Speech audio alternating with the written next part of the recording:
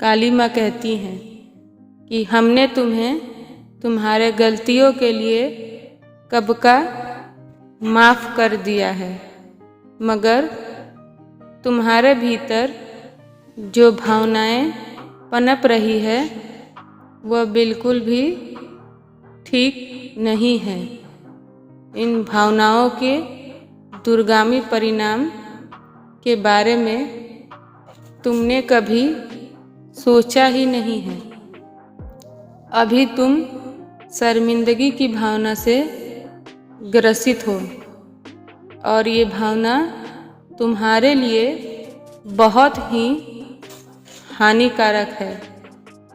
पहले तुम एक अपराध बोध से भी जुड़े हुए थे, मगर अपराध बोध की भावना तुम्हारे भीतर ढेरों बदलाव लाए हैं। अक्सर अपराध बोध की भावना तुम्हें मेरे करीब भी लाती है, मगर शर्मिंदगी एक बहुत बुरी भावना है। इससे तुम्हें बचना चाहिए।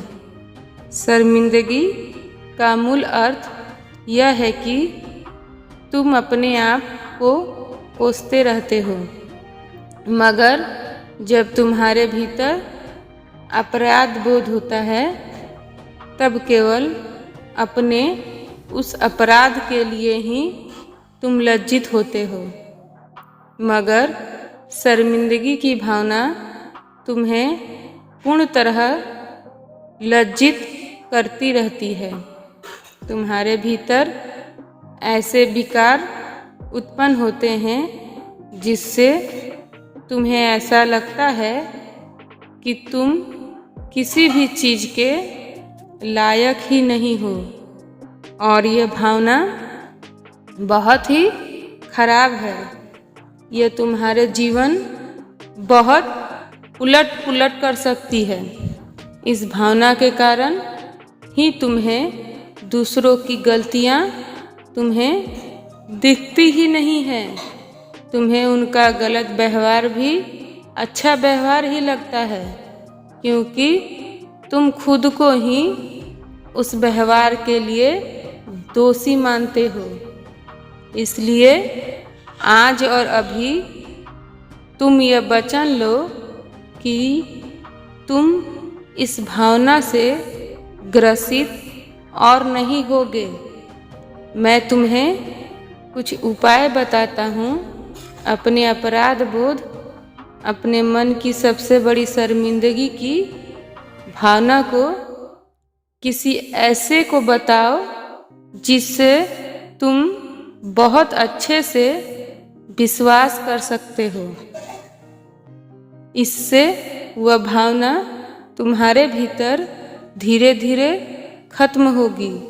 और इस बात का विशेष ध्यान रखना कि तुम जैसे भी हो, तुम्हें हमने बनाया है और हमारी बनाई गई वस्तु कभी गलत हो ही नहीं सकती। इसलिए ऐसा बिल्कुल मत सोचो।